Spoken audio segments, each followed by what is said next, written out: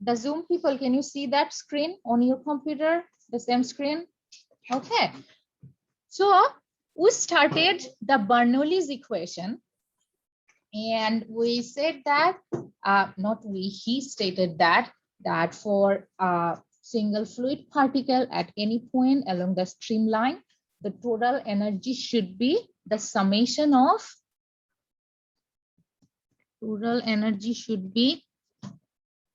energy per unit mass should be the summation of three types of energy. One is due to pressure, one is due to motion, and one is due to the potential energy here. And these will be constant along the streamline. Like at any point, the summation of these three will be same. Maybe individual values can be different, like P can be different at any point, D can be different at any point, depending on the diameter and other things, but the total thing will be same. There is a great use of this one, that total energy will be same. So you can actually use that to make sure for certain application, you can check the pressure criteria, you can check the elevation criteria and everything. And you will see that when you will take the soil mechanics next semester, CE 310, you will see you need to use these like total energy and the hydraulic line and everything for checking the water level below the soil or something. We will just discuss one application here, and then we will move to the definition and calculation of these lines. Okay, so one of the application, you see this image here. So this is a picture from from an agricultural field. Okay, and all of these pipes here, they are supplying water from this canal to that field. And from your experience, not from agricultural field, but for shower or for like kitchen sink, you know there must be some pressure, right? Like otherwise, like you can use that, but you need certain pressure to get the certain amount of water and everything. So this is same for here as well. As you know, the total energy is same. So the total energy for each pipe, it will be same, but if you keep lifting the pipe at some height, that Z is changing, right? If you keep changing that, so that will actually affect the pressure here. And if you keep that H too high, that H will be low, that at some point there will be not enough water into the pipe. Okay, so that's why we always need to make sure that the Z is at certain level, so that that pressure is at required level. And for doing that, these energy and hydraulic grade lines can help us. So that's why that is the lesson for today. What is the energy and hydraulic grade lines, and how can we define them, and how can we calculate those? Okay, so that is the lesson for today. So let's start working on that. The energy and hydraulic grade line. To do that, I will again write down the Bernoulli's equation. BE stands for the Bernoulli's equation. And the equation was energy per unit mass, right? Here. And the equation was P over rho V square over 2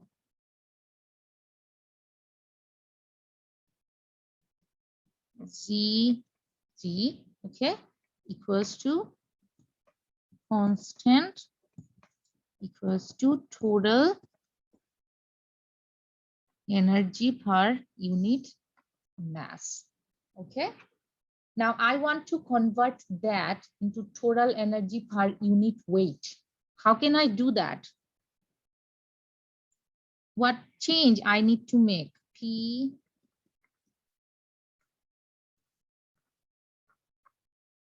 energy per unit weight. So what change I need to make? What is the relation between mass and weight?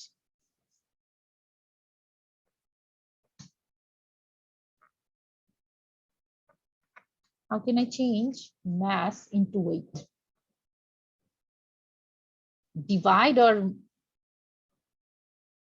multiply mass by G, and that means divide the whole equation by G, right? Okay, so let's write down that. So the equation will be P over rho times G, V square to G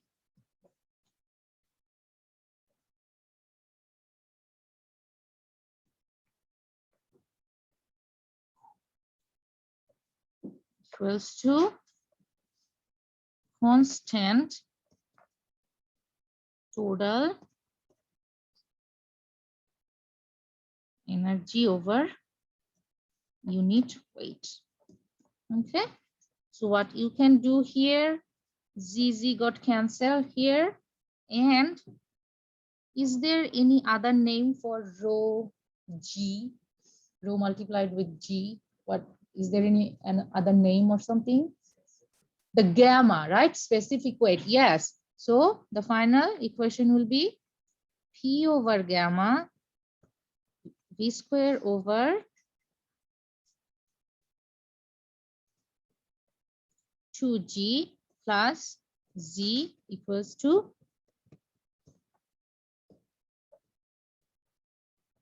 total energy over weight. Okay.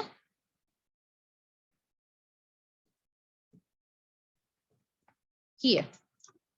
So this is the expression for Bernoulli's equation, total energy per unit mass. Now, if you look at the terms here, Z is what? Just the elevation, like from datum to any point, right? The distance. If you work on P over gamma or V square over 2G, you will find the final outcome is some sort of distance. So every time you will get something distance, and each term is called head. Okay, each of these terms called head, and we will see that in the next slide. What is the name of individual term with head? Okay, it is called head because the final outcome is actually in terms of distance. Okay.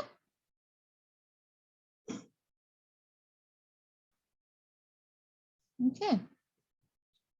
Are we good up to this point? So I will just write down this equation again. P over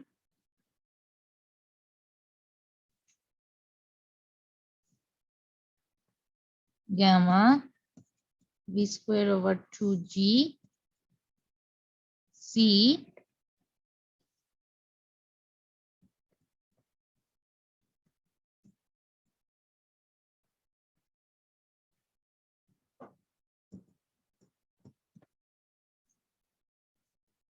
H. Okay. So out of these three terms, which term is called velocity head? What do you think? P over gamma, V square over 2G, Z. Which one is called velocity head? Which term has velocity?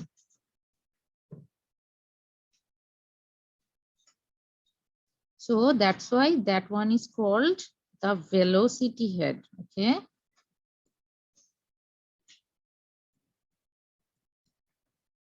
Okay. Which term has pressure?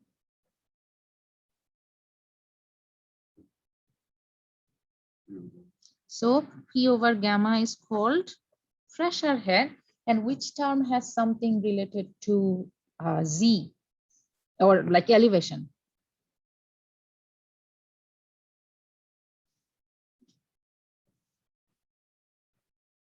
Okay, we are still using the class lecture from your last class, so maybe some of you are looking for the material in today's class lecture. We are using the class lecture from your Monday's class. Okay.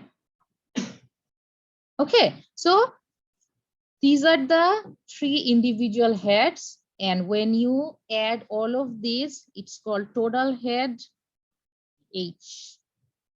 Okay.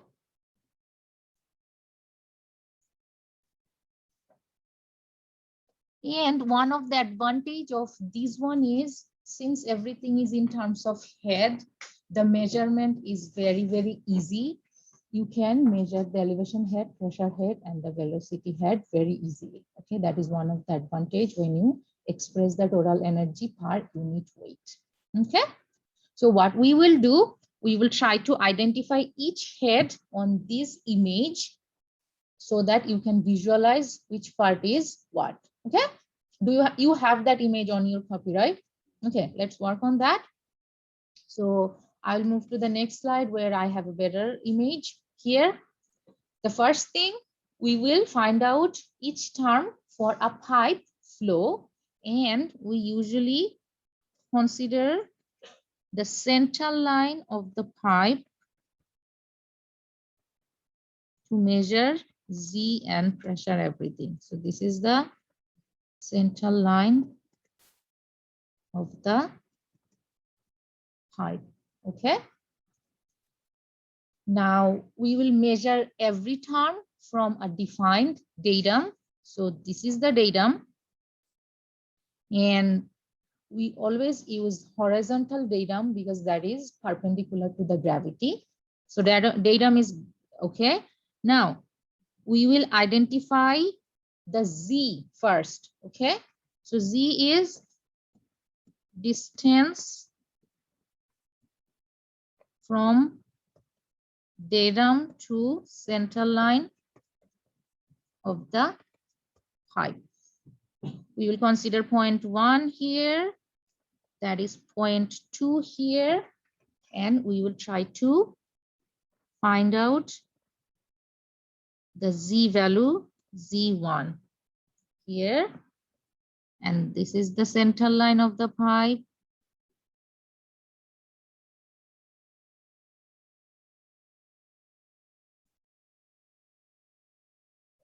This is Z2. Okay, so one part is done. P over gamma, V square over 2G, Z. So Z is done. Now the next term we will work with P over gamma, which is the pressure head. Now just think about a pipe or rubber hose. Inside that pipe there is water, and if you make a hole on top of that pipe, what will happen? If you make a hole on top of the pipe or rubber hose, water will, what will happen if you make a hole on top of any pipe where there is water inside the pipe? It will splash out, right? The reason for that, inside that pipe, the water was pressurized. When you make a hole, the pressure was released, and that's why water splashed out. And exactly that's why that is the way to measure pressure. Okay, you can add some piezometer that is just like a pipe on top of this pipe here. And if you add that, the water will come out through this pipe, and you will have the level of water here. And you can use that to measure the pressure. So that will be the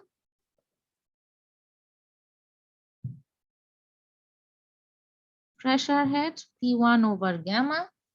The same thing here, from this point to this point,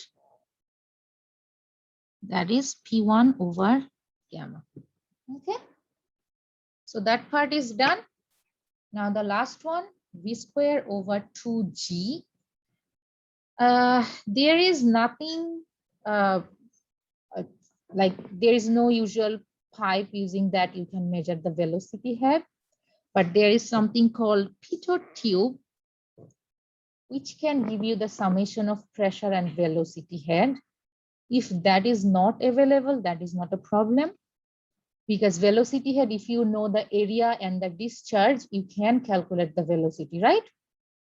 So velocity head can be an imaginary line, and you can draw that from this point to the total energy here.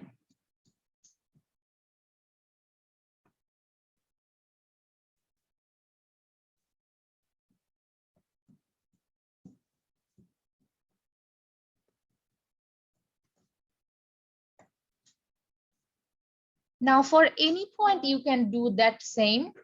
And since the Bernoulli's equation states that at any point total energy will be constant, what do you think? If you connect all of these lines like this one, they should be same, right? The one single line, and that line is EGL. We will discuss more, but did you get the idea that at any point, if you add all the energy head, that should be same, and if you add that point, that should be a straight line? Do you get that part, everyone? Okay, so that is actually the energy grid line. Okay, EGL is energy grid line. Grade is from gradient, and gradient means slope, you know that. So the definition is actually the plot of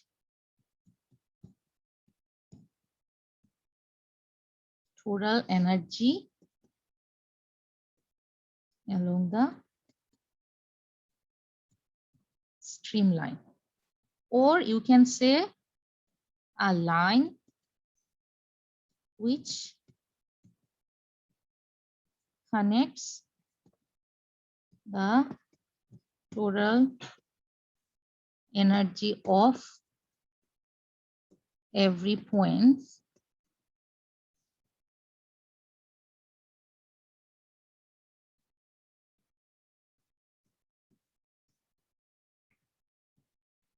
along the streamline. Okay,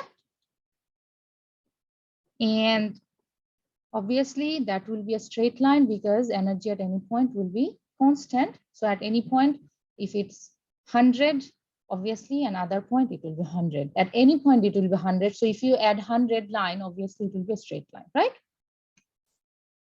Okay, so that is one thing, energy grid line. The next one is hydraulic grid line. Okay, so the hydraulic grid line is a plot of hydraulic head. Now you can ask me, ma'am, what is hydraulic head? We don't know anything about the hydraulic head. So the hydraulic head is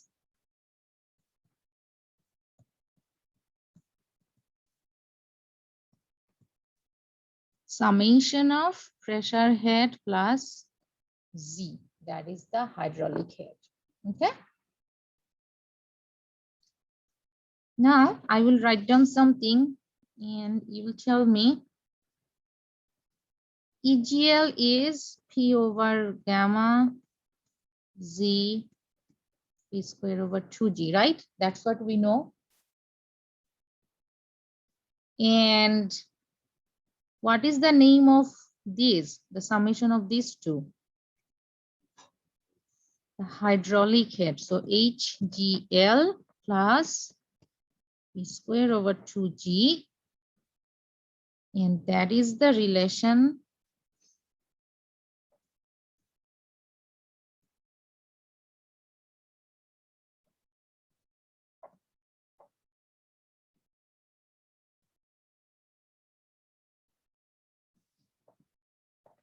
okay. We will need that to calculate the EGL and HGL. Okay, so basically we already knew about all the total energy and everything. It's just we converted everything into energy per unit weight, and we named each term as head and then total head and hydraulic head, right? Are we good here? For any question or for any homework question, if I just give you that HGL and EGL and I ask you, okay, find the value for V square or something, you can try to work on that, right? Because you know the total equation and then you can try to work on that, right? Is that too much? Go back to the other side. This one? This one? Okay. Okay, so once we know that, our next next task is we will work with class example 14. So please open class example 14 and let's read the class example 14 loudly and clearly, and then we will work on that. Okay.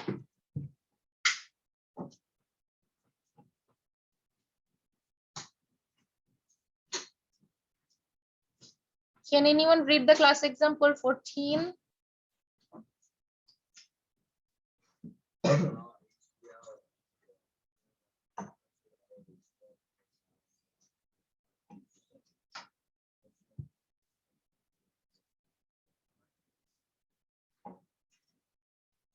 Okay, thank you very much. So the main question or main task for this class example is you need to draw HGL and EGL, right? And for each point, there are some given values. So we need to write down the given values as our first step, and then we will try to work on EGL and HGL. Now, there is one thing, central line of AC should be considered as datum. The reason for that, if you can remember in last class, I said, if the datum is not given, you will consider the lowest point of interest as datum, right? So here the datum is given, so you don't need to do anything.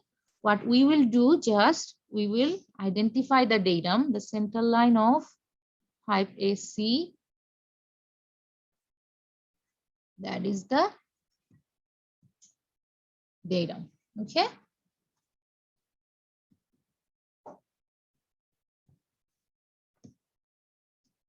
What are the given values here?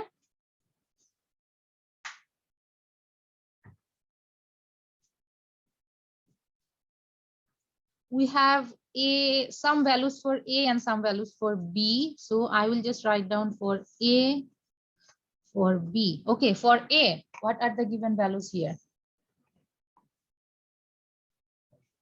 Pressure, okay.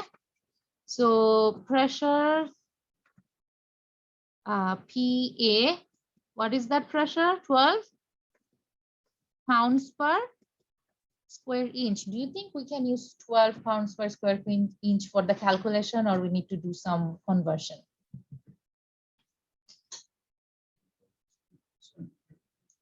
Converted PSI to PSF, right? So how can we do that? We will do that by 12 square pounds per feet square. Okay, what else is given?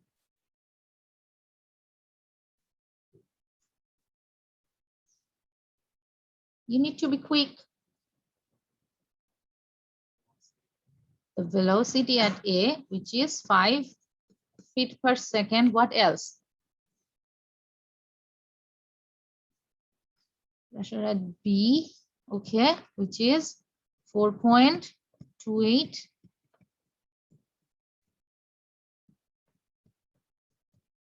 And we know the datum, right? So that will help us with ZA and ZB. Okay. Okay. So what is ZA?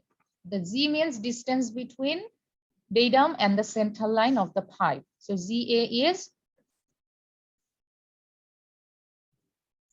0 and ZB 12 feet. Okay. We don't know anything else. Do we know the velocity at B? We don't know the velocity at B, but we can find that. How can we find that?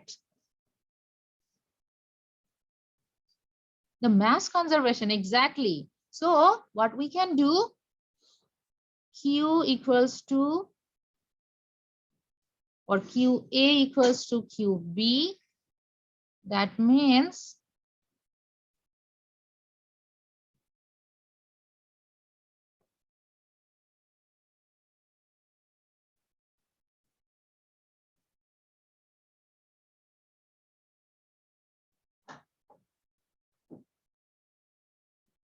so can you give me the velocity for VB? You know the diameter, you know the velocity at A. I don't have the answer for VB, so I need to rely on you for the preciseness of the answer. Yes. 13.8. Anyone else got something like that? 13.89. I don't have the answer for that. So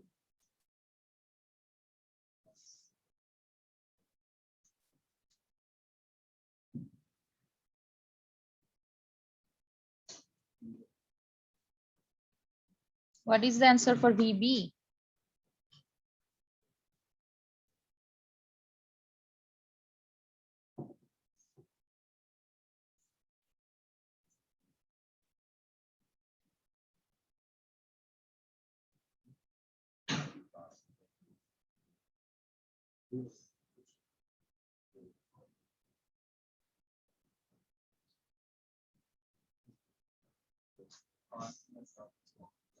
Okay. But I can see it should be 6/3, which is 2 square. It should be kind of 20, I guess. Did you get 20? Anyone? That should be 20, right?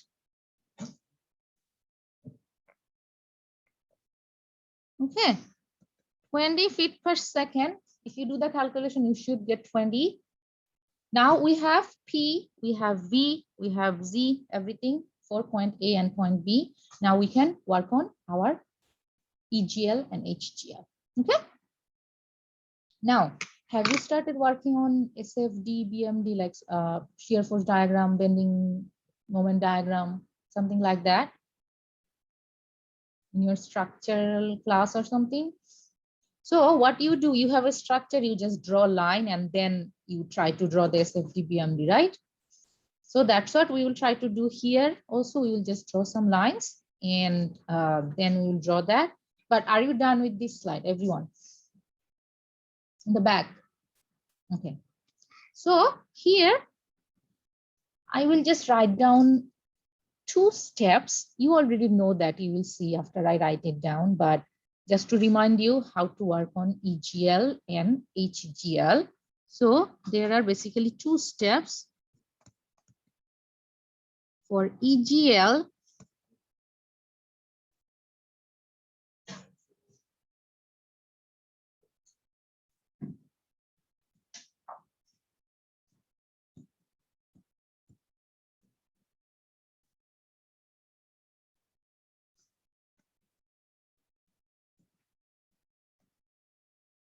so you will calculate EGL for points where you know P, V, and Z. Because without these 3, you can't calculate the EGL. And the note is EGL is same for any points. That means if you can calculate EGL for 1 point, that will be EGL for any other point, right? And for HGL, there are 2 steps or 2 like thing you can do. The first thing, if EGL and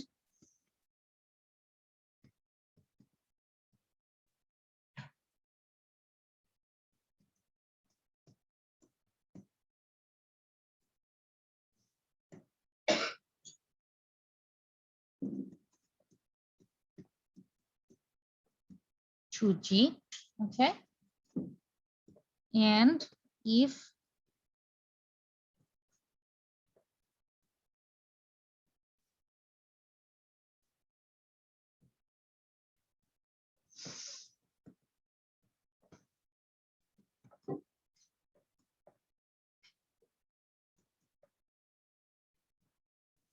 so it will depend on what values are given. Based on that, you need to calculate. Okay. Okay. Now we are ready to do all the calculations. We know the steps, we know the values. We just need to do the calculations right now. Okay, so let's do that. We'll move to the next slide. And did I borrow this pen from any one of you? Okay. I borrowed it from someone, but I forgot. At least 1 or 2 weeks ago. Is that you? Okay. Sorry. Okay, are we good? Let's work on that. What we will do, I will try to draw to some vertical line. I will be just like you. I will use this one as my straight edge and draw some lines. So what you will do, you can do the same. So I will draw a line for A.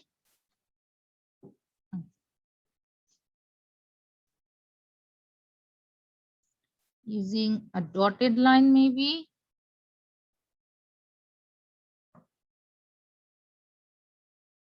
That is for A. That is for C. And that is for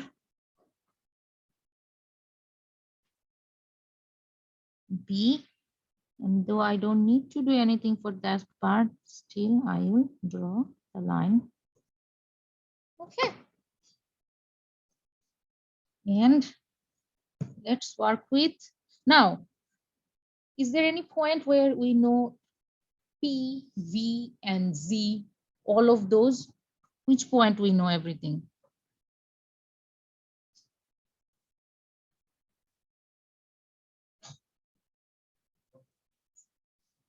Like P, V, and Z, do we know everything for any points here? A and C, okay. Or A and B actually, right? We didn't do anything with C. Yeah, so actually for A, everything was given, and for B, we calculated something. So why don't we start working with A, okay?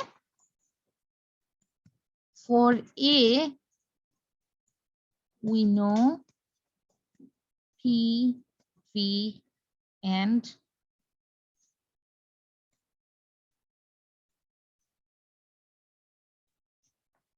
Z.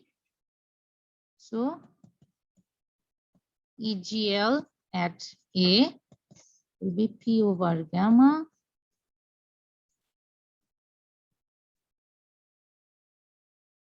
plus Z plus P square over 2G.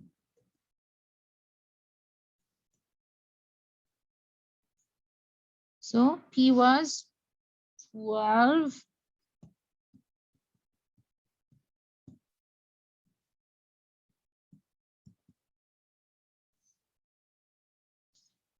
If there is some other fluids other than water, you need to use the density or specific weight of that fluid, okay?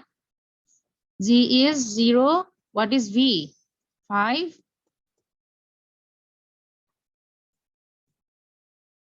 Okay. So give me that one. What is that number?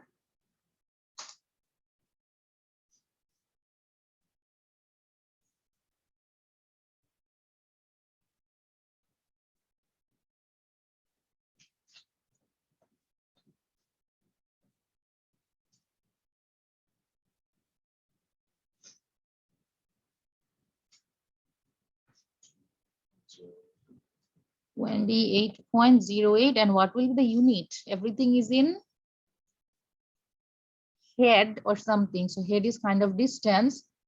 So this will be in. Okay. And we also know, once we know the total energy at any point, it will be total energy, sorry, like for any single point, it will be total energy for any point. So EGL for any point is 28.08. And what I will do, I will just draw a line here, which is EGL 28.08 feet. Okay.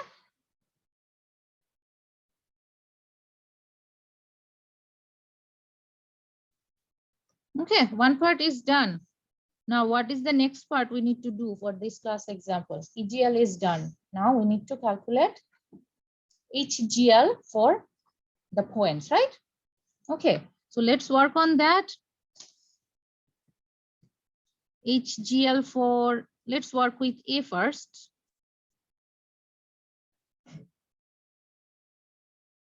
Okay. So for A, you know P, V, Z, everything. So basically you can use one of these, right? Which one I use first? 1 or 2 for A? I will do whatever you say. 1 or 2? 2, okay. So 2 was what? P over gamma plus Z. So P was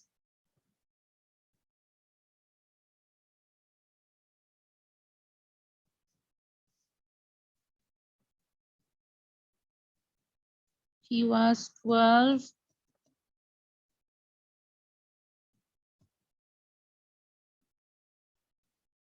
That is 0.4 plus 0. So what is that?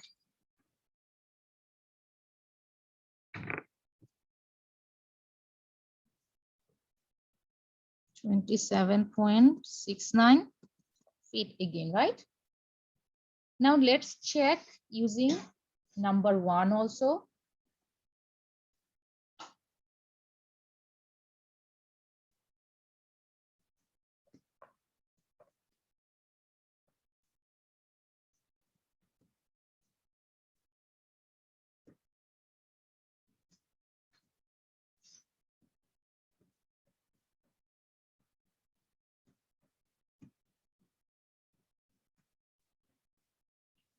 So EGL was 28.08 and V square was 0.4.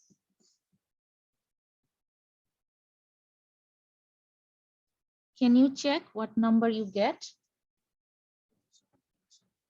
The same thing, right? That means based on what are the given values, we can use one of those and we should get the same number.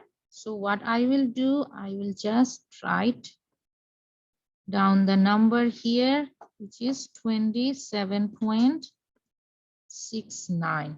Okay. Now that is just for one point. We need to find that for B and C.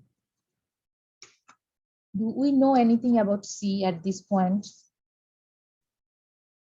Nothing is given for C, right? But we know something for B. So why don't we calculate something for B and then we'll think about C, okay? Can you calculate HGL for C? Sorry, for B, not C. We don't know anything about C. So I will do the calculation in next slide and then I will come back and just point the number here. Are we good, everyone? Okay, so let's calculate HGL for B. So for B, again, we know everything, P, V, and G. So you can actually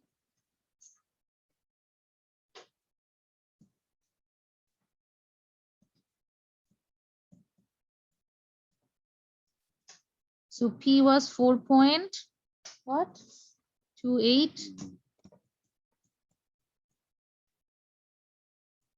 62.4, and what is ZB? From the given values, what is ZB?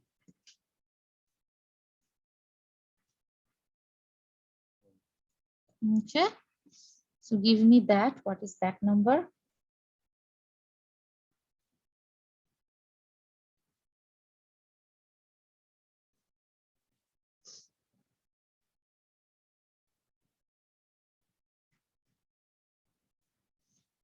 $21.88.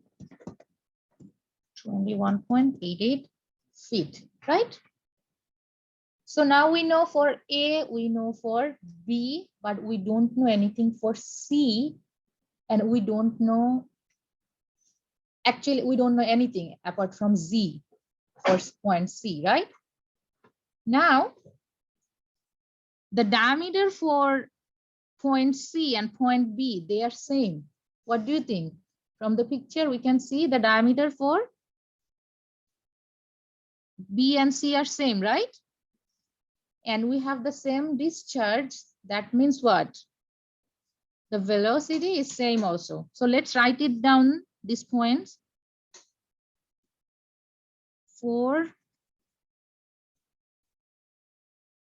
Since we don't know anything about C, we will try to use our conceptual knowledge to get that. So for B and C, velocity same.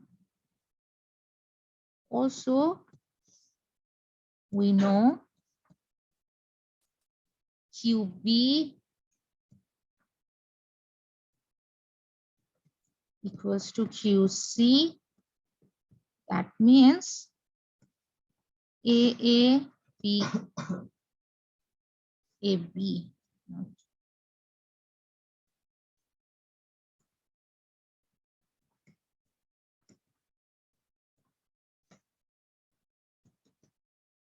Therefore,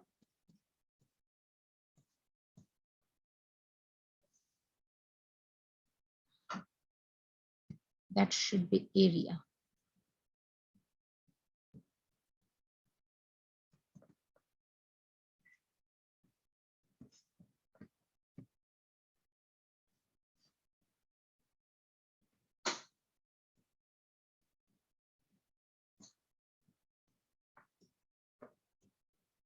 If the velocities are equal, obviously the v square over 2g should be equal also, right?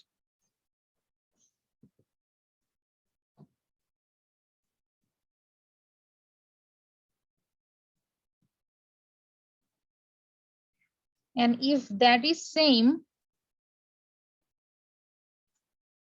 can we calculate the EGL at C also?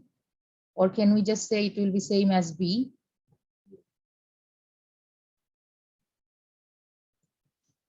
Therefore, HGL B will be HGL C equals to 21.88 feet. Okay.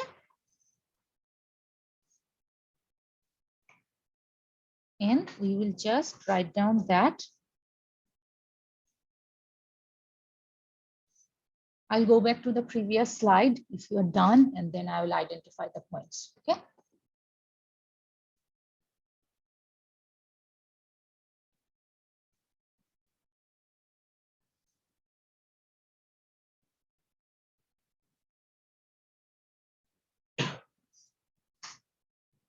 Everyone's good? Okay.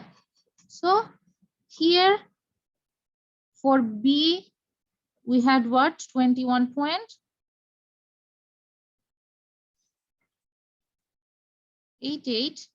So for C, we will have 21.88. And in between this one, we will have a little bit curved, and that will be our